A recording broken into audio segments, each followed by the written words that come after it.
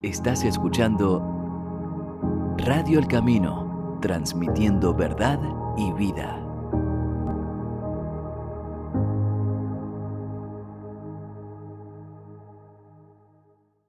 Hoy en Radio El Camino tenemos un reportaje que podríamos decir es la continuación del reportaje que hizo Emanuel Vallejos a Carlos Arias.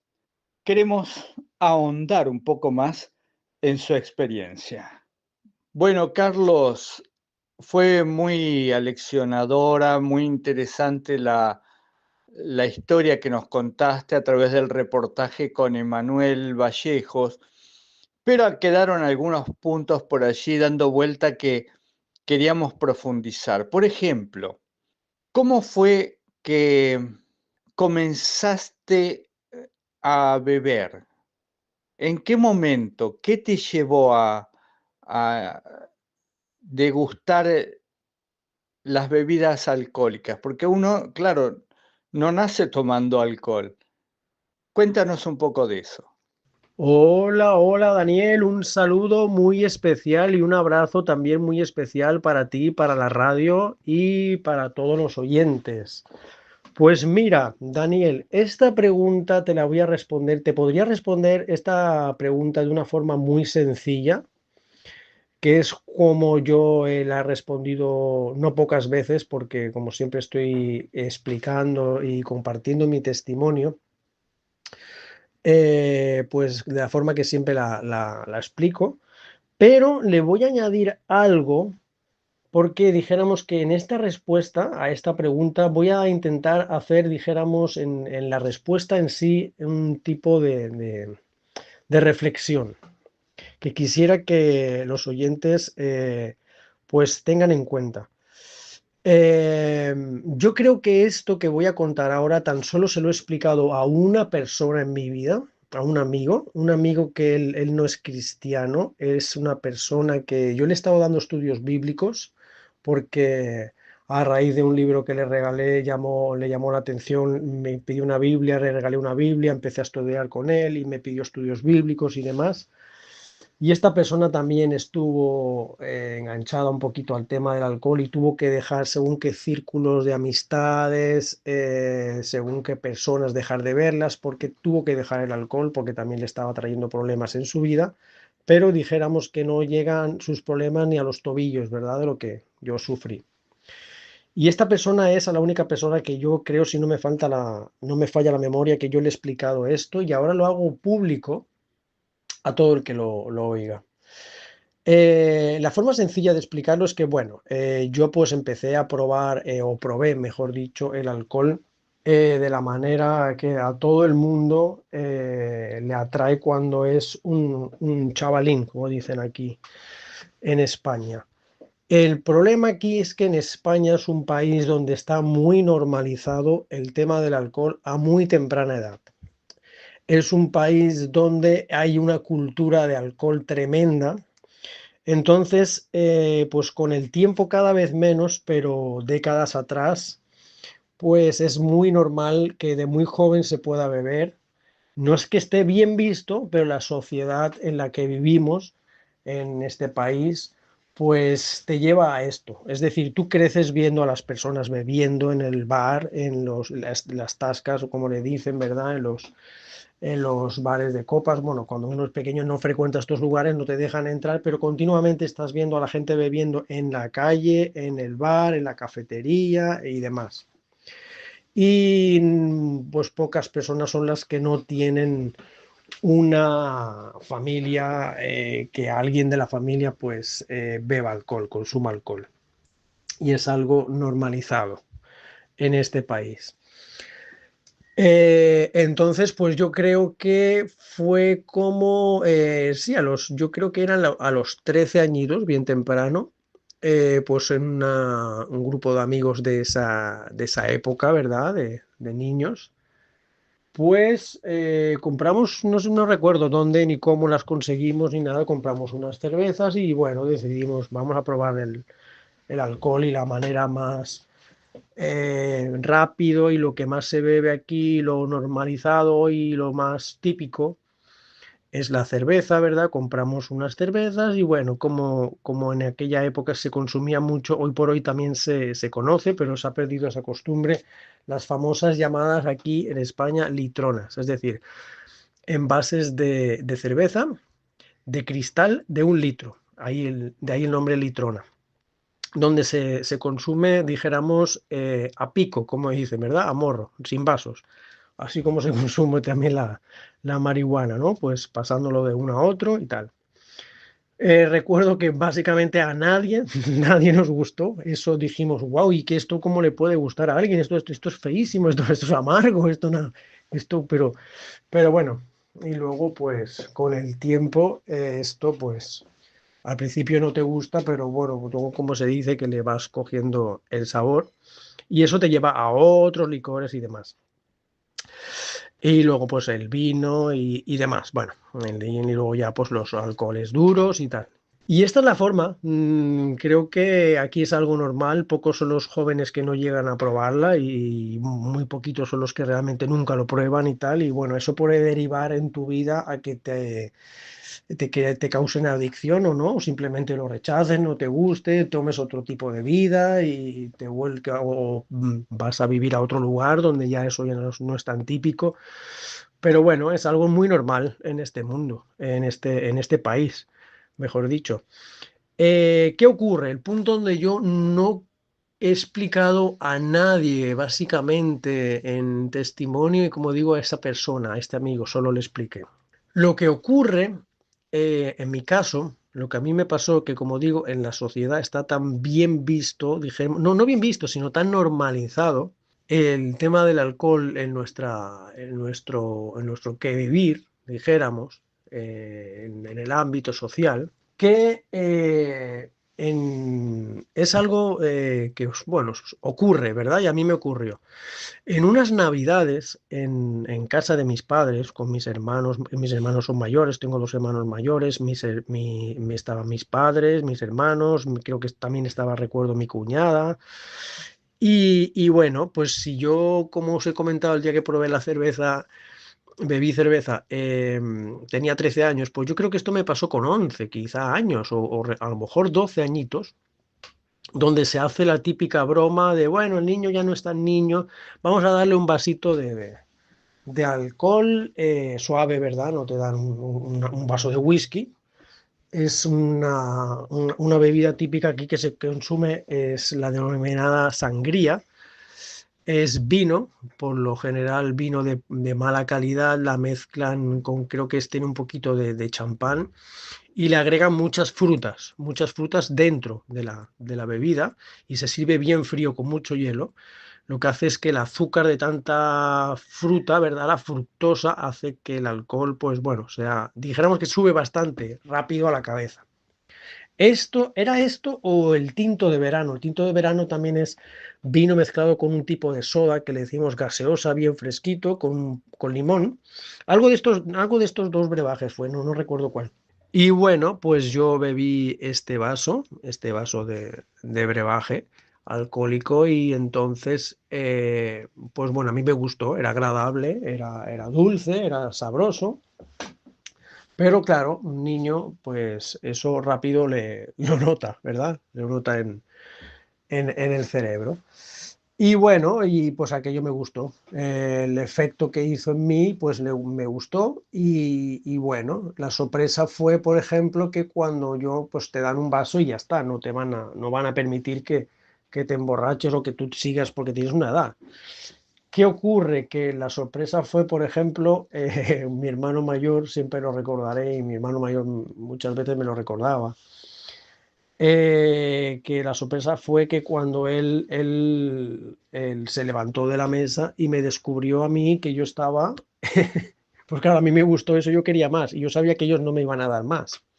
Entonces yo me escapaba cada rato, me iba a la cocina y lo que iba a hacer a la cocina es a beber. Yo sabía que esa botella, o había más botellas, no recuerdo ya yo si bebía esa botella o bebía más, no recuerdo. Yo iba a la nevera y cada rato, cada viaje a la nevera, a la cocina, era para abrir la nevera y echar un trago. Y bueno, la sorpresa de mi hermano mayor fue verme infraganti, me cogió pues bebiendo.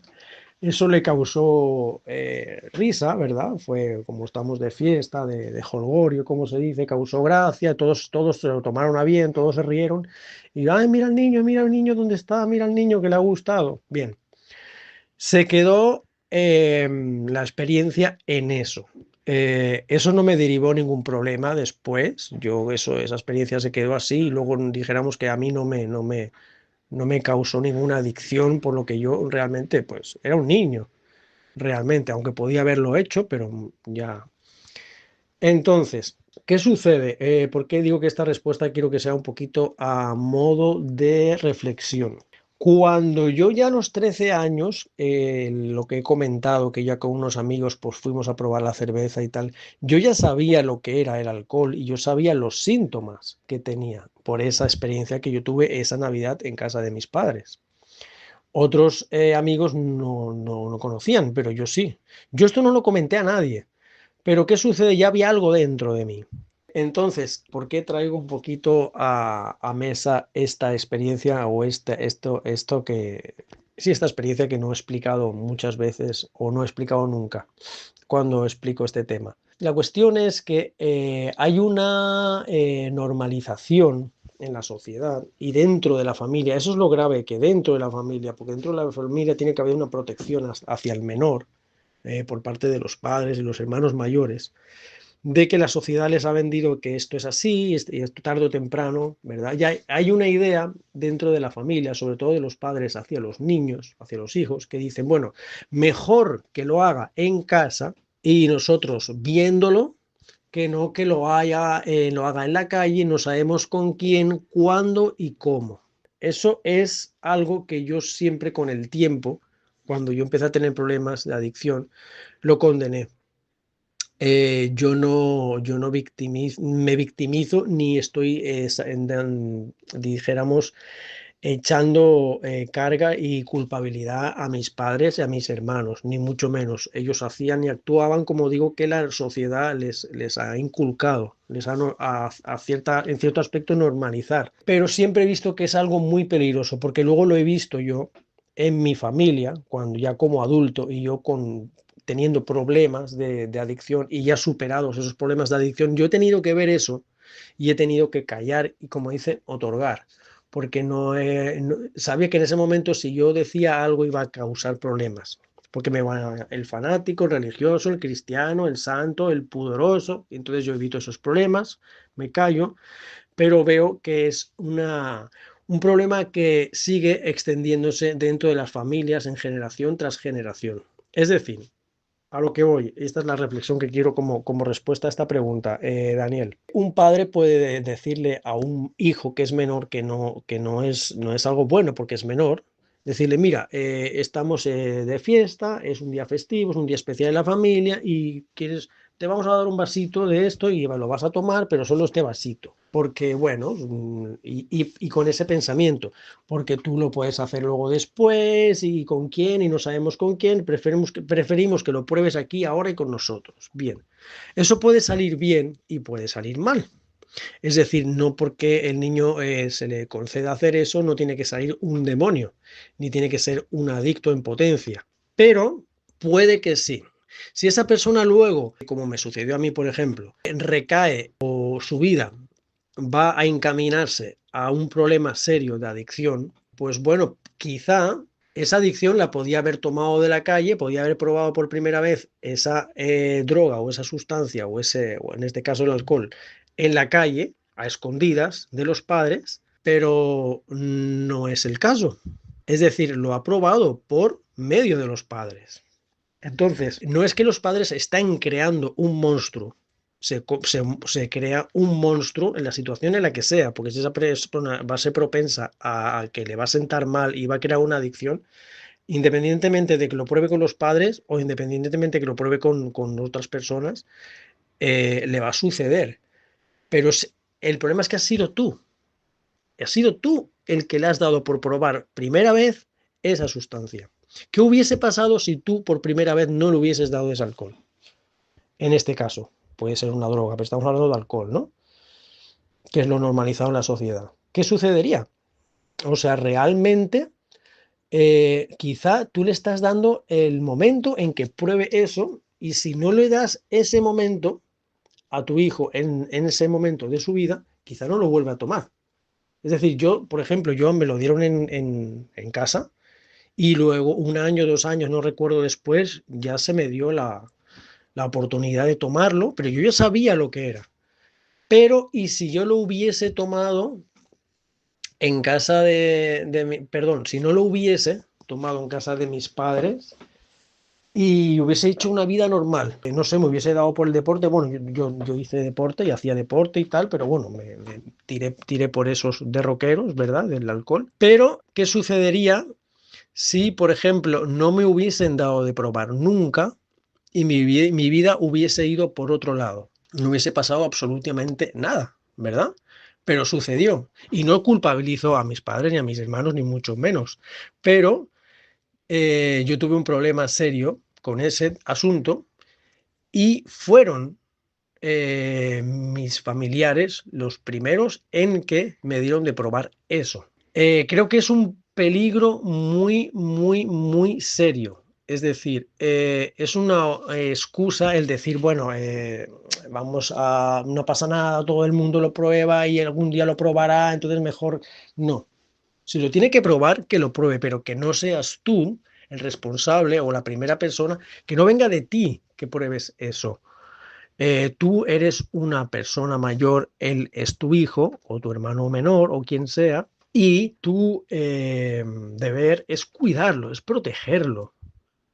Es peligroso, es peligroso. Ya digo, no quiero con esto culpabilizar a personas, pero creo que es un terreno muy peligroso, porque cuando se crea ese monstruo, fuiste tú, la persona a la que él ama, que es tu padre, tu madre, es su hermano mayor, la que le dio por primera vez. Y yo nunca culpabilicé a mis padres y a mis hermanos, pero cuando tuve sesiones muy fuertes de psicoterapia, de medicación muy fuerte, me llegué a cuestionar, dije, ¿por qué yo cuando fui tan pequeño, en vez de protegerme, me dieron a probar eso? ¿Por qué lo hicieron? No culpabilizándoles, sino me sentía enfadado con la sociedad, no con mis padres y mis hermanos. Dije, ¿pero por qué? Y es el punto. No caigamos en que la sociedad nos empuja, no nos empuja. Tu deber es proteger a tu hijo o a tu hermano menor. Entonces, ese es el punto que yo quiero que entremos un poquito en reflexión. Y bueno, por lo normal, Daniel, fue así, fue así. Tristemente vivimos en una sociedad donde se te empuja realmente a ser un adicto en muchos aspectos de la vida, no solo en cuanto al alcohol. Muchas gracias, Carlos, por este testimonio tan potente, tan fuerte, que nos llama la atención a todos los padres a no someter a los hijos a este tipo de prácticas que no traen ningún beneficio para ellos, mucho menos cuando son niños, y un gran peligro cuando son adolescentes o mayores. Meterlos en el consumo de alcohol no trae ningún beneficio. Gracias por este testimonio. Y ahora, volviendo al reportaje anterior que te hizo Emanuel Vallejos hace unos meses, em, quería preguntarte acerca de tu ateísmo. Tú nos decías que eras ateo y eras burlador de los que creían en Dios. ¿Cómo es que llegaste al ateísmo? ¿Cómo es que te volviste tan fundamentalista en cuanto a eso, como para burlarte de los demás que sí creen o creemos en Dios? Cuéntanos eso. Bien, Daniel, mi ateísmo. Gran pregunta, Daniel, gran pregunta. Ahora cuando miro hacia atrás, mis pensamientos, digo, wow, cuántos años en la ignorancia, cuántos años perjudicándome a mí mismo y cuántos años realmente creyendo que yo era sabio. Como dice el apóstol Pablo, creyendo hacerse sabios se hicieron necios, ¿verdad? Porque estuve prácticamente 40 años, hasta casi cumplí los 40 años que fue mi conversión. Bien, te explico. Pues yo en mi familia, toda mi familia no es creyente. Mis dos hermanos mayores son ateos. Mi mamá era neutra, política y religiosamente no se involucraba, no pensaba en nada, no se posicionaba. Era una mujer que, bueno, trabajaba mucho para sacar adelante una familia de 3 hijos junto a mi padre y era lo que le ha importado siempre, no se ha cuestionado realmente nunca ni. Y mi padre quizá es lo que me influenció mucho en mi carácter en cuanto a ese pensamiento, ¿verdad? Esa tendencia en creer o no creer en Dios. Mi padre era también ateo y era muy de izquierdas. Era muy comunista e incluso bastante afín a lo que es el anarquismo. Yo recuerdo que él tenía muchos libros de comunismo, ¿verdad? Con libros típicos como pueden ser los de Marx, los de Karl Marx, Engels, ¿verdad? Leía mucho sobre Fidel Castro, tenía mucha afinidad a Fidel Castro, tenía muchos libros de Fidel Castro y tenía libros de, como digo, de anarquismo. Le gustaba el anarquismo, la ideología del anarquismo. Y mis hermanos eran en esa época, que fueron los que influenciaron en mi carácter también, eran del movimiento punk, ¿verdad? La música punk, el movimiento de los años 70. Y eso fue lo que me influenció, la tendencia de mis hermanos y la ideología de mi padre. Pues cuando yo era jovencito, bien pequeño, yo trabajaba con mi papá es pintor de construcción, ¿verdad? De casas, es lo que yo me dedico ahora también toda mi vida, me ha gustado mucho. Y empecé a aprender el oficio con él y trabajaba para casas privadas, ¿verdad? Hacíamos casas, también hostales, pequeños hoteles, pero casi siempre pues casas privadas, ¿verdad? Y él siempre estaba hablando sobre su ideología, pues de izquierdas, ya sea en el bar, sea los clientes, sea en la calle, cuando se daba la oportunidad, siempre era un poquito fanático con ese asunto, ¿no? Entonces todo esto se me fue quedando a mí grabado en el cerebro y ya fui creyendo en esto. No en la ideología tanto, sino, ahora lo explicaré, pero yo me posicioné ya realmente ateo, porque mi familia era atea, un poco por inculcado, ¿verdad? Por inculcación.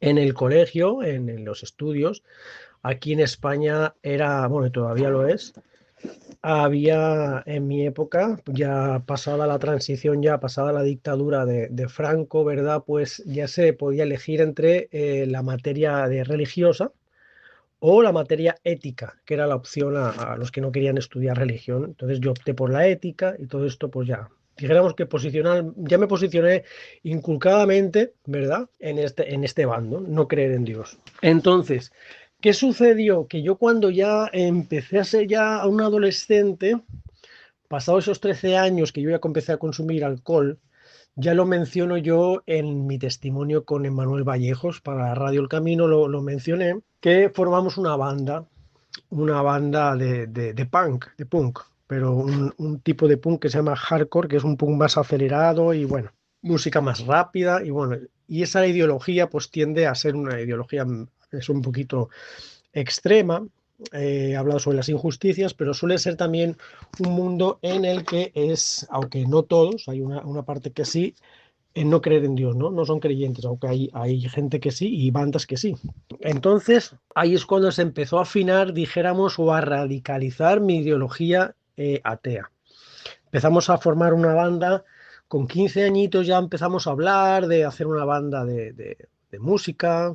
A los 16 creo que ya formamos una primera banda, conseguimos una batería así por partes de la batería, ¿no? Porque éramos jovencitos y costaba, ¿no? Y no había tanto acceso como ahora, ¿verdad? Conseguimos, pues yo me logré comprar una guitarra eléctrica, porque trabajaba con mi papá y cobraba pues mi dinerito. Otro amigo se compró un bajo y formamos una banda. Y a partir de los casi cumplidos los 16, creo que a los 15 ya estábamos tocando y ensayando y tal. fuimos formando bandas desde los 15, finales de los 15, 16 años hasta los 19, creo, años que fue. Fuimos formando bandas de punk hardcore, varias bandas, y ahí es donde empezamos a, dijéramos que a expresar nuestra ideología, tanto en, dijéramos, en contra de lo que veíamos mal en la sociedad, y hablábamos, realmente hablábamos de, también en contra de la religión, ¿verdad? Nos declarábamos ateos. Recuerdo incluso, creo que la primera banda que hicimos, porque fuimos una banda que fuimos progresando, ¿no? Entonces nos fuimos, se fueron incorporando nuevas personas al grupo, ¿verdad? A la formación del grupo. Algunos amigos se fueron, entraron otros, empezamos a cambiar de bandas, hicimos bandas, cambiamos de nombre, cambiamos de estilos, hicimos proyectos con otras bandas, dejamos bandas y formamos otras bandas. Fueron 3 años bueno, de hacer bandas, conciertos, proyectos y demás. Y recuerdo que la primera banda que hicimos, el primer nombre que nos pusimos fue Alambrado sea Dios. Tremendo. Lo he pensado muchas veces y digo, wow, hasta dónde podía llegar la ignorancia. En vez de alabado sea Dios, alambrado sea Dios. Imaginaos. Y cantábamos bastantes canciones sobre el ateísmo. Cuando ya a los 19 años, creo que fue por ahí, dejamos la banda, el mundo de la música y el mundo de conciertos y demás. Salieron muchas bandas amigos nuestros que formaron, dijéramos que se hicieron importantes en la escena hardcore punk de los años, en ese caso 90 de España. Ellos tienen ya sellos, formaron sellos discográficos, es decir, empezaron grabando discos, CDs, se fueron haciendo algún otro con sellos. Nosotros no llegamos a editar nunca y a grabar nunca, porque éramos muy extremistas, estábamos en contra de todo y eso era venderse al Estado. Como un radicalismo tremendo, ¿no? Lo nuestro. Total, que al final con 19 años, cuando ya empezamos a dejar la banda, ya nos dijéramos que no, bueno, pues no expresábamos lo que creíamos, yo siempre fui ateo. Y recuerdo que cuando hablaba con personas, ya sea, por ejemplo, compañeros de trabajo, sobre todo, gente que iba conociendo, y creían en Dios, por lo general eran evangélicos, yo tenía mucho odio dentro de mí, es decir, los trataba muy mal. Debatíamos y yo les decía que bueno, que la Biblia, leer la Biblia es de ignorante porque es una forma de manipular a las personas, que la Biblia está escrita por hombres, que es la intención de la Biblia simplemente es manipular y tener controlado a un rebaño, ¿verdad? Todo esto es lo que yo creía. Pero yo notaba, Daniel, yo sentía mucho odio dentro de mí, que incluso me lo llegué a cuestionar, porque llegué a insultar y a hablar mal a las personas. Y yo dije, ¿por qué yo tengo que tratar a las personas así? Simplemente porque piensen diferente que yo. Pero era un odio irracional, no lo podía controlar. Hoy por hoy, viendo todo hacia atrás, comprendo que ese odio que yo tenía era una lucha conmigo mismo. Y ahora yo lo hablo mucho esto con los ateos, cuando doy mi testimonio o cuando gente que después de muchos años me ha visto y me dices, Carlos, ahora tú eres creyente, predicas, tienes un ministerio, estás fanatizado, ¿qué te ha pasado? Creen que para superar mi alcoholismo me agarré a la religión, como dicen aquí, me agarré a un clavo ardiendo. No creen que yo tuve una conversión real, que fue un espíritu de Dios dado por el Hijo y el Hijo nos lo ofrece a nosotros y transforma vidas. Ellos creen que es para salir del alcohol tienes que llegar a extremos y agarras a lo que te agarres y tú crees en algo y es sugestión todo, ¿verdad? Y entonces cuando ellos me hablan de esto y me dan a entender esto, yo les hablo mucho de mi ateísmo y el ateísmo que ellos tienen. Porque es una reacción como la que yo tenía. Me explico. Yo he tenido amigos y no tanto amigos, sino gente que he ido conociendo con el tiempo, compañeros de trabajo y todo, que cuando yo les hablo pues les predico, ¿no? Les testifico, ¿verdad? De la palabra de Dios, les regalo algún libro, ¿verdad? El conflicto de los siglos, el camino a Cristo. Bueno, siento ese rechazo y ese odio. No, tú crees en Dios porque tal y aquello y esto no sé qué. Y siento esa rabia, ese odio que tenía yo cuando era ateo. ¿Y qué pasa? Que me doy cuenta quiénes realmente lo dicen porque lo dicen, como repiten como un loro lo que se les ha inculcado, quizá como se me inculcó a mí y mi familia, pero otros veo ese odio irracional que yo tenía. ¿Y por qué? Porque es una lucha que tienen con ellos mismos. Yo me di cuenta que ese odio que yo tenía hacia los cristianos era ahora, hoy por hoy, porque ya Dios me escogió y tenía un propósito para mí. Y yo sentía ese odio porque yo lo tenía dentro, pero no era ese odio exteriorizado hacia la persona en sí, sino una lucha que yo tenía conmigo. Me estaba, como se dice, retorciendo conmigo mismo. Yo no quería aceptar que en el fondo yo quería saber de Dios. Siempre he sido una persona muy atea, Daniel, pero siempre he sido muy espiritual. Yo estudié budismo muchos años, practicaba la práctica del zen, ¿verdad? Que es la posición, se llama el zazen, ¿verdad? Respirar, dejar la mente en blanco. Me interesé por temas de New Age y todo esto porque yo buscaba una espiritualidad siempre alejada de Dios. O sea, para mí Dios era el camino equivocado y la verdadera espiritualidad pues estaba en eso, en abandonar el yo, pero no con Cristo, ¿verdad? Sino con, bueno, pues mediante creencias budistas, la reencarnación, llegar al karma, perdón, al Satori, le dicen en Zen, en el budismo es el nirvana, ¿verdad? Dejar la mente en blanco y todo esto. Es decir, ser nuestros propios dioses, que es lo que vende toda la New Age y todas estas filosofías pseudo religiosas y tendencias filosofías orientales y demás. Es decir, adorar a la creación y a nosotros mismos y negar al creador. Esto es lo que yo fui buscando durante mucho tiempo, pero realmente no quería aceptar que hay un creador que lo crea todo, pero Dios ya me había escogido y Él sabía que yo, bueno, tenía un propósito para mí. Y esa lucha, ese odio que yo tenía y yo insultaba y trataba muy mal a las personas, era porque yo tenía una lucha conmigo mismo. Ahora lo veo con personas cuando me dicen tú no sé qué, tú no sé cuánto, y siento esa rabia. Por ejemplo, personas que pues siguen tomando y cuando tengo una conversación con ellos, ya llevan unas copas de más, sacan eso que quieren decirme si no hubiesen tenido esas copas de más y no se atreven a decirlo, ¿verdad? No, tú crees en Dios por esto y por esto y por esto y no sé qué. Y explícame tú por qué entonces, si Adán y Eva, por qué nosotros tenemos que pagar lo que hizo Adán o lo que hizo Eva. ¿No era más fácil pues cerrar el problema de raíz, ¿verdad? O sea, ¿por qué tenemos que pagar todos en los platos sucios cuando simplemente lo tenía que pagar Eva y en algún caso también Adán? Entonces yo les hablo, ¿verdad? No, porque está ¿cómo se dice? Perdón, ahora no me sale.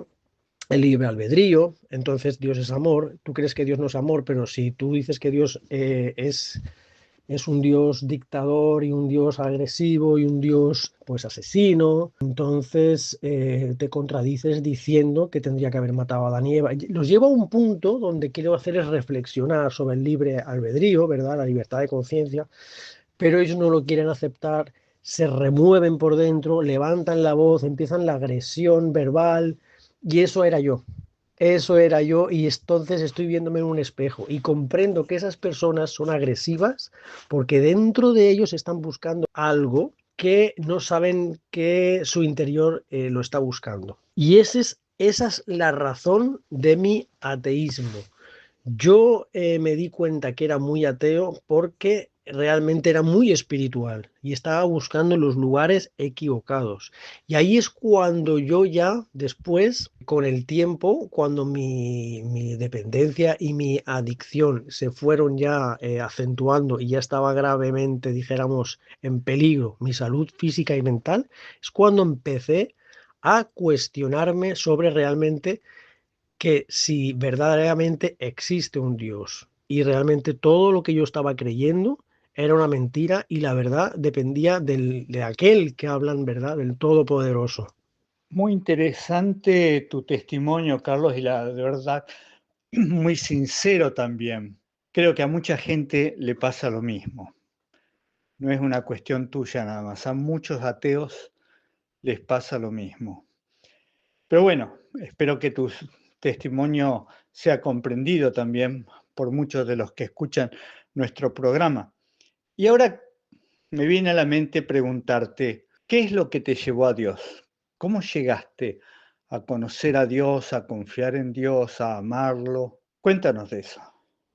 Pues Daniel, mi acercamiento a Dios, o mejor dicho, el darme una oportunidad a dejar a un lado mis prejuicios a Él o a la religión y apartar mi ateísmo y dar una oportunidad a realmente ver si existía ese Dios, ya que mi búsqueda espiritual por otros lugares nunca me llenaron y nunca solucionaron mi problema, mi adicción y nunca llenaron ese vacío que yo tenía, fue porque lo mencioné en el testimonio que di con Emmanuel Vallejos y las veces que he dado mi testimonio en otros lugares y para otras personas. Fue cuando yo ya después de entrar en centros de desintoxicación y tras estar un tiempo limpio, como se dice, en el ámbito de la adicción, de los que están luchando con adicción, yo vivía en ese entonces en Costa Rica y yo estaba ya pasándolo muy mal porque llevaba un tiempo donde mi seguro médico, ya que yo no tenía residencia ni obviamente ni la nacionalidad allá, no me cubría mi seguro médico o no tenía, mejor dicho, seguro médico que cubriese todas esas medicaciones, esa medicación que yo necesitaba para pasar los síndromes de abstinencia, los estados de ansiedad, pequeñas depresiones. Entonces yo estaba en una casa solo, la casa donde vivíamos. Mis hijos iban a estudiar al colegio, mi esposa vivía entonces en España, tuvimos que separarnos, ella trabajaba en España y yo vivía y cuidaba a mis hijos en Costa Rica. Cuando ellos marchaban al colegio, les recogía el bus escolar, eran muchas horas estando en esa casa solo y empezaba a jugarme malas pasadas mi mente, dijéramos, mi salud psíquica, porque yo se me acabó esa medicación y no lo cubría ahí en Costa Rica. Si yo compraba esa medicación, de hecho había una medicación que era muy difícil de conseguir, no sé por qué, no llegaba ya. Y estamos hablando de muchísimo dinero lo que tenía que pagar y no era viable. Pues bueno, pasé durante muchas semanas, fueron meses, una lucha con la ansiedad, con estados depresivos, porque yo volví a tener, dijéramos, necesidad de beber. Me empezaron de nuevo lo conocido como síndromes de abstinencia, ya que no tenía esa medicación y al estar triste, solo, depresivo, tu mente alcohólica, porque uno es alcohólico toda la vida, es una lucha continua, ¿verdad? Tu mente te está diciendo que vuelvas a beber porque así se te van a ir los problemas de nuevo. Y bueno, al final fue tanta la presión que pues tuve una recaída. Esa recaída fue la tremenda recaída y el infierno puro. Dijéramos que todo mi alcoholismo que había sufrido antes no era nada con lo que fue después de una recaída, después de, creo que fueron 2 años y medio sin tomar y caí de nuevo. Y eso fue muy, muy, muy, muy duro. Antes de que sucediera lo que sucediera y llegara a ingresarme en un hospital y tras ese ingreso y muchos 7 días pasándolo muy mal en una casa con temblores y síndromes de abstinencia muy, muy severos y tal como conté en mi testimonio, antes de que llegara a ese punto, yo ya empecé a cuestionarme en esas borracheras que tenía porque yo bebía, pero yo bebía con dijéramos, con un dolor porque me sentía mal por haber recaído, porque bebía a escondidas, sin que lo supieran mis hijos, sin que lo supiera mi esposa, sin que lo supieran los familiares. Yo tenía que beber a escondidas, aunque creo que muchos se daban cuenta, no lo sé, no recuerdo ahora bien, son épocas muy borrosas. Y me sentía muy mal, me sentía realmente arrepentido por todo lo que había hecho, todos los 2 años y medio que yo había estado durante, o sea, luchando para no volver a beber, fue como que no había valido para nada. es un sentimiento de culpabilidad muy fuerte, son sentimientos de depresión y de estados negativos muy duros en los que simplemente los superas bebiendo más. Cuando no eres consciente y no eres, sí, consciente de la realidad. Por eso es tan duro una recaída, peor que todos los años que has podido estar bebiendo como alcohólico. Es muy duro una recaída. Los psiquiatras y los psicólogos siempre lo dicen.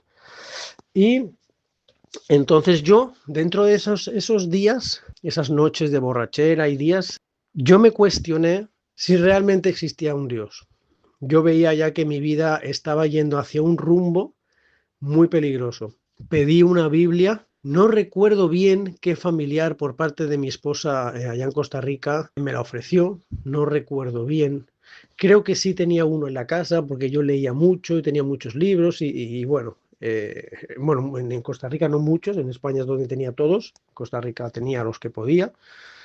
Sí que tenía una Biblia, creo, la conseguí en algún lugar, pero yo quería una Biblia más bonita, más sofisticada, dijéramos. Tenía una Biblia que es de bolsillo, tapa blanda, y conseguí una. No sé, no recuerdo quién me prestó una Biblia, porque la quise leer, pero dentro de mí, mira cómo es la mente del egoísta, ¿verdad? Y del ignorante y la persona que no tiene a veces la humildad en sí. Yo quería leer la Biblia realmente porque yo quería buscar si realmente Dios existía, pero en mi mente dijéramos mi actuar delante de los demás era, no, yo voy a leer la Biblia para ver para ver que están equivocados y para ver que esto es un cuento, que esto es escrito por hombres, que esto es manipulación, que esto no tiene fundamento, ¿verdad?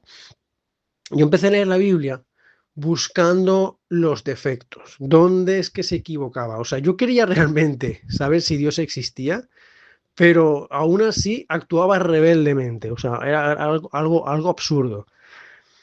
Y empecé a leer la Biblia y yo buscaba dónde estaba equivocada, dónde se erraba. ¿Y qué pasa? Que cuando uno lee la Biblia con esa intención, pues va a encontrar lo que quiere encontrar. Por ejemplo, ya me topé, cuando empecé a leer Génesis, ya me topé con algo muy típico que muchos ateos luego a mí me lo han dicho. ¿Cómo es que Adán y Eva, es decir, cómo es que Abel y Caín, o sea, cómo se reproducieron Abel y Caín si solo estaba Abel y Caín?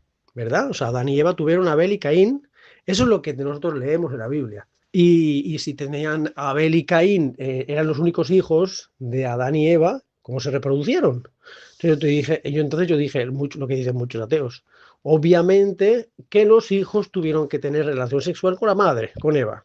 Porque claro, Abel y Caín, y solo había la madre. Entonces yo decía, aquí ya la Biblia se está contradiciendo y esto es una aberración. Bueno, yo estaba pues ahí, oh, ¿lo ves como esto de la Biblia no tiene sentido y tal? ¿Qué pasa cuando profundizamos en Génesis, verdad? Hay un versículo que dice Adán y Eva, o creo que dice Eva, tuvieron hijos e hijas. Pero es un versículo como que pasa inadvertido, no le presta uno atención. Yo no lo leí, no lo vi. Después, con el tiempo, cuando empecé a estudiar la Biblia yo como cristiano, dije, wow, ¿cómo era aquello yo que aquí pensaba que Adán y Eva, o sea, Abel y Caín, esto y a tal, y entonces porque si no tenían hermanas o no habían más mujeres, luego lo leí atentamente y dije, wow, no vi ese versículo. ¿Por qué? Porque yo estaba, como menciono, quería ver dónde se equivocaba la Biblia y ahí es donde iba mi mente. Ahí es donde me agarraba yo. Es decir, tú quieres ver contradicciones en la Biblia, las vas a ver, las vas a encontrar, porque tú no estás leyendo la palabra con fe y tú vas con un objetivo. Y como eso encontré varios supuestos errores en la Biblia. Pero yo ahí dentro de mí, yo ya empecé a ver cosas muy bonitas en la Biblia. Realmente Génesis es un libro magnífico. Y me cautivaba, me cautivaba. Yo había intentado leer la Biblia hacía muchos años, pero no le hice caso y no recordaba realmente lo que había leído. Es ahí cuando yo empecé. Y bueno, eso se quedó dentro de mí, pero más podía la vanagloria, el orgullo y el ego de que, bueno, estoy leyendo la Biblia, pero nada, esto no me lo creo yo. Pero dentro de mí sí, yo estaba buscando a Dios. Y donde realmente ya clamé fue cuando ya pues desperté, como menciono en el testimonio, cuando desperté un día con unos temblores muy severos y pedí que por favor me llevaran a un hospital porque yo tenía que ir ese día o al hospital o directamente a beber, y ese día me sentía tan mal que la opción no era ir a beber, la opción era que me tenían que llevar a un hospital porque yo sabía que había llegado a un punto ya tope, donde ese día podía haber cometer una locura si yo me iba a beber. Era gravísimo ya mi dependencia, mis temblores y mi estado anímico. Y ahí cuando ya conseguí, después de una odisea, como cuento en el testimonio, que me llevaran con un vehículo camino al hospital de urgencias, donde yo ya sentí en el pecho un dolor y yo pensé que ya me iba a dar un ataque al corazón. Yo pensé que ya no llegaba al hospital. Yo pensé que ya me llegaba mi final.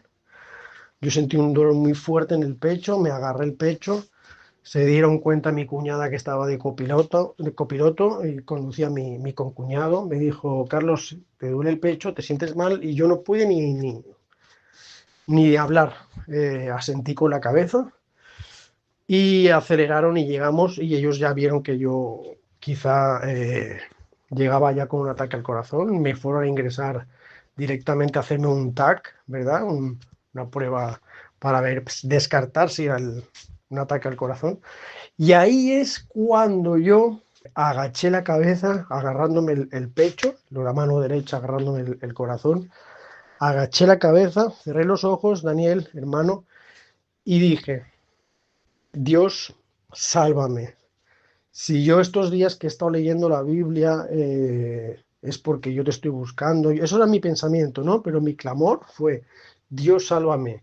Si durante 40 años yo te he negado, pero tú existes, Dios, perdóname, pero salva mi vida. Perdóname y salva mi vida. Permite que yo llegue a ese hospital. Ese fue mi realmente acercamiento ya serio hacia Dios.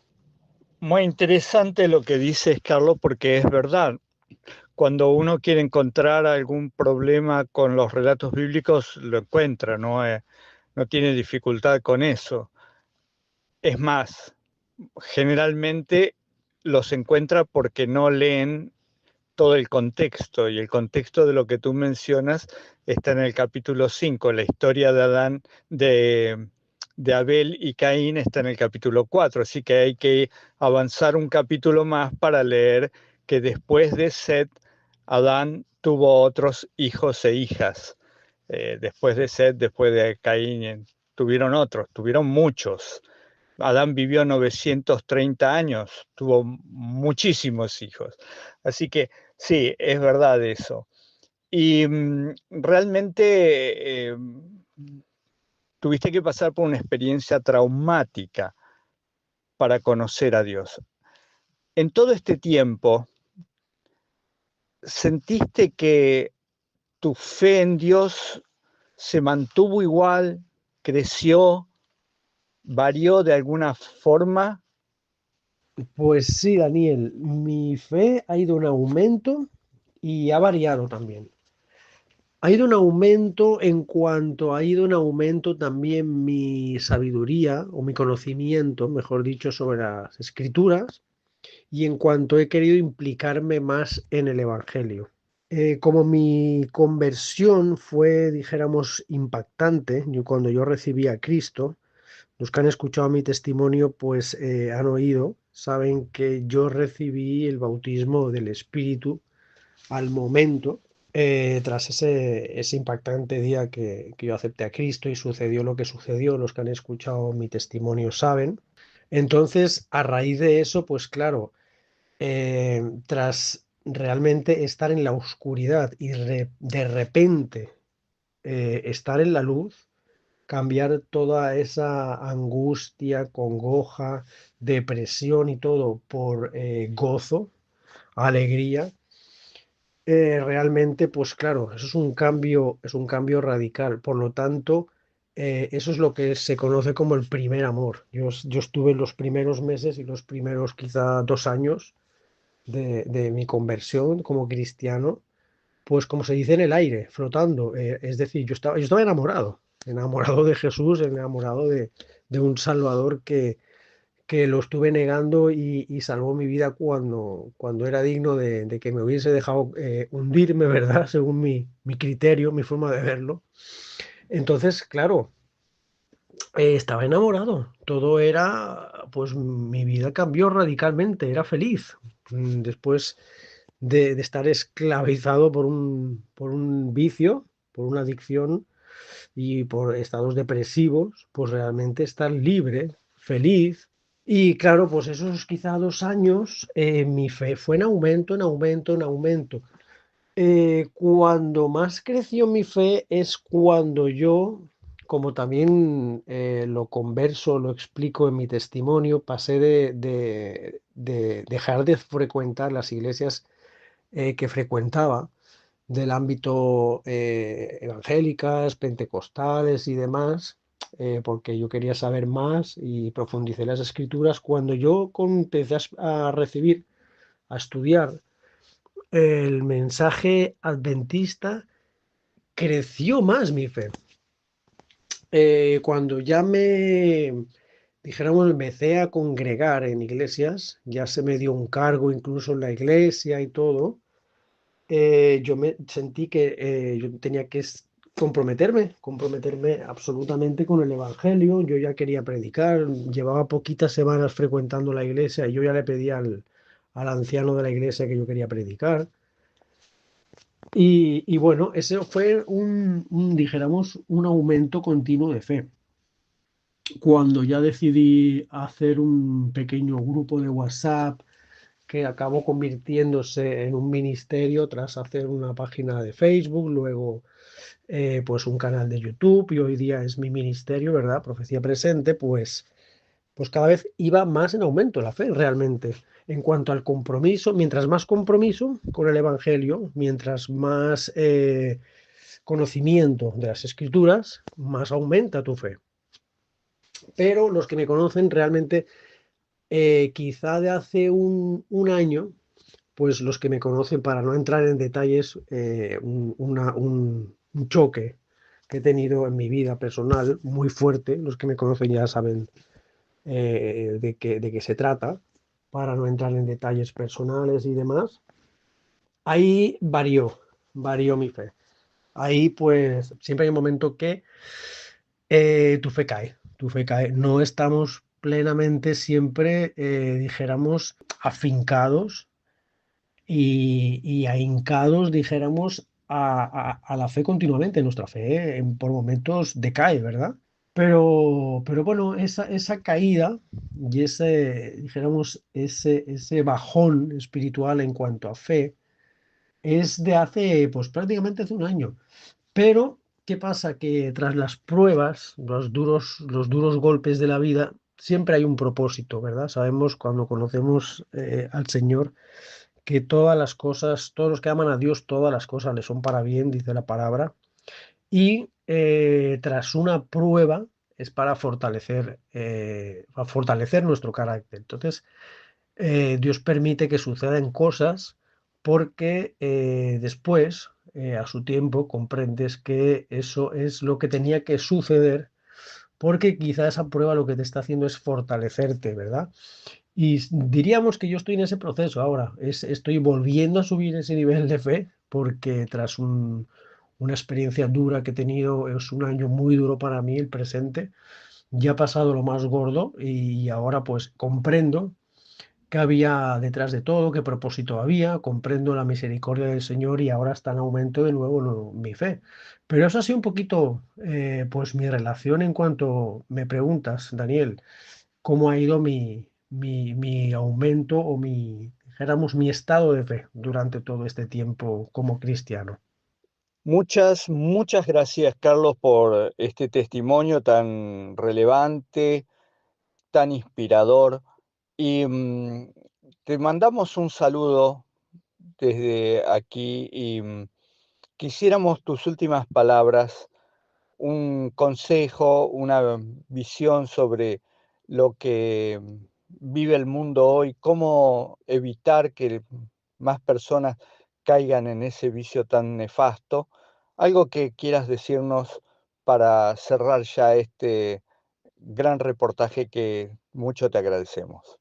De nada, Daniel. Gracias a ti y a vosotros por brindarme esta oportunidad de contar también, en cierta manera, ha exprimido mi testimonio, en cierta manera, tu idea. Has llegado a unos puntos, unos matices donde no lo he explicado quizá con Emmanuel Vallejos o en otros lugares que doy mi testimonio. Así que muchísimas gracias, siempre y cuando sea de bendición y sobre todo que sirva para alguien, genial. Ahí estaré yo siempre aportando y explicando mi testimonio. Y bueno, más que dar un consejo a las personas que no entren en vicios, ¿verdad? O en adicciones, o que se lo piensen dos veces antes de empezar a tomar alcohol o lo que sea, creo que esas personas, el que tenga que tomar esa decisión o hacer lo que haga en su vida, lo va a tener que hacer. Ojalá sirviera mi testimonio para que no, pero más bien yo daría un consejo a las personas que ya estén en ese camino, ya estén en el mundo del vicio. En el caso de, pues, como por lo que estoy relatando, en el mundo del alcohol, que vean ya que están en un punto donde se dan cuenta de que el alcohol los domina a ellos y no ellos dominan el alcohol, o sea, no controlan el alcohol, sino que el alcohol los controla a ellos, o que ven que ya su vida está en peligro. Yo decirles que hay formas de salir del alcoholismo, pero realmente son muy pocas, dijéramos un muy poco porcentaje de salir por uno mismo. Y esto no lo digo yo, esto me lo dijeron siempre, sobre todo psicólogo, bueno, en mi caso psicóloga, solo tuve un psicólogo y tuve unas cuantas. Mi primer psicólogo, mira, fue argentino, casualmente, no recuerdo su nombre, pero bueno, es famoso, ¿no? El oficio de los psicólogos en Argentina y es el único hombre que tuve como psicólogo. A raíz de ahí siempre he tenido mujeres y me lo decían siempre, sobre todo las psicólogas, no tanto los psiquiatras o las psiquiatras, los psicólogos siempre me lo decían. El alcoholismo, la lucha con el alcohol, es para toda la vida. Y de 100 personas que salgan por su propia cuenta, es decir, sin ayuda profesional, es relativamente nulo. Es decir, siempre van a volver a caer. Y de las personas que ya solicitan ayuda profesional, como es en mi caso, ya se derivan a centros de desintoxicación y centros especializados, y ingresos en estos lugares y demás, dicen que el 80% no lo consigue, siempre vuelve a recaer y en los peores de los casos acaba muriendo. El 10-15% lo consigue, pero quizá a los 20, 25, quizá incluso 30 años vuelven a tener una recaída. Y dicen que de ese 5% restante, el que no vuelve a tomar nunca no llega a ese 5%, dice. Hay un 5% que dicen, ellos han llegado a valorizar, de que quizá lo consiguen o sea, es un 5% tirando a un poquito menos, dicen ellos, que es el porcentaje que lo calculan ellos más o menos, que lo consiguen, es decir, que entran en estos lugares y acaban pues no bebiendo nunca más. Mi consejo es, pues como habrán escuchado durante todo mi testimonio, que hay un único Salvador, el médico de médicos, que te va a sacar automáticamente de ese lugar. Va a ser una lucha continua también, pero no es una lucha igual que, como comento, ¿verdad? Que eso es para siempre. El alcohólico es una lucha que va a tener siempre, siempre va a tener esa tentación y siempre va a tener, no puede bajar la guardia, como se dice. Pero en esa lucha, con ese Salvador, no es una lucha en la que va a estar solo. Es decir, y no va a estar solo, va a tener a alguien que es el que realmente lucha. Es dejar en la batalla a otro que sí puede, porque nosotros llegamos a un punto de que no podemos. Él sí puede. Dice la palabra de Dios, todo lo puedo en Cristo que me fortalece, ¿verdad? Y fijaros que dice en Cristo, no con Cristo, Cristo en nosotros, ¿verdad? Dice la palabra esperanza de gloria. Y ese es el que puede, hermano Daniel, que tú lo bien sabes, hermano Búcaro. Oyentes, radio oyentes, solo él puede luchar esa batalla que quizá nosotros no podemos. Y es él el que puede salvar vidas inmediatamente. Piensan que lo mío fue, escuchan mi testimonio, por ejemplo, el que di con Emanuel Vallejos en Radio El Camino. Yo estuve 7 días con temblores, sí, prácticamente sin poder comer, con ataques de ansiedad, estados depresivos, temblores continuamente de la gran, ¿cómo se dice? El gran síndrome de abstinencia, que el cuerpo me pedía alcohol, alcohol, alcohol, alcohol. Fueron 7 días de temblores, donde no, prácticamente no comía, era un suplicio. Y en el momento que llegó esa persona bueno, a ayudarme a hacer esa oración de arrepentimiento y entregar mi vida a Cristo, y realmente esas personas estuvieron orando y ayunando un día antes, durante todo un día completo, para que ese día sucediera algo mágico, y sucedió. Fue al instante, se fue todo temblor, toda angustia, toda tristeza, todo malestar en cuestión de segundos. O sea, eso no lo puede conseguir ningún doctor, ningún psiquiatra y ningún psicólogo, y ninguna medicación. Eso simplemente lo puede Jesucristo, el Hijo unigénito del Padre Eterno. Así que ese es mi consejo, ese es mi consejo para todo oyente. Seguro que me puede estar escuchando cualquier persona que es atea y no crea lo que yo estoy diciendo, pero bueno, yo fui durante 40 años también ateo, y ateo muy intransigente, con el que pensaba diferente a mí. Y ahí estuvo él, aún dentro de mi incredulidad, para salvarme y sacarme de ese lugar donde yo por mis propias fuerzas no podía. Así que este es mi consejo y mis palabras para finalizar este reportaje. Muchas gracias de nuevo, te doy. Daniel Cúcaro, también un saludo fuerte para la radio, vuestra radio allá en Argentina. Y bueno, muchas gracias, hermanito. Oyentes, como les digo, siempre podemos contar con ese Salvador que nosotros le ignoramos, le damos la espalda, lo negamos, pero Él siempre está esperándonos. Él no puede forzarnos, Él nos dio el libre albedrío y ahí está esperándonos con la mano extendida para cuando nosotros necesitemos ayuda, alzarle la mano, agarrar la mano nuestra y levantarnos de cualquier lugar donde estemos hundidos. Así que esas son mis palabras de fuerza, de esperanza. Y bueno, aquí tienen mi reportaje, que creo que ha sido bonito porque ha agarrado matices y cosas que no explicaban otros testimonios. Has sabido verlo, ¿verdad? Esos huecos, Daniel, y exprimirlo. Muy bien, me ha gustado mucho porque he aprendido yo también de mi experiencia y esas cositas que yo no había visto, no me había planteado esos puntos que hemos estado tocando.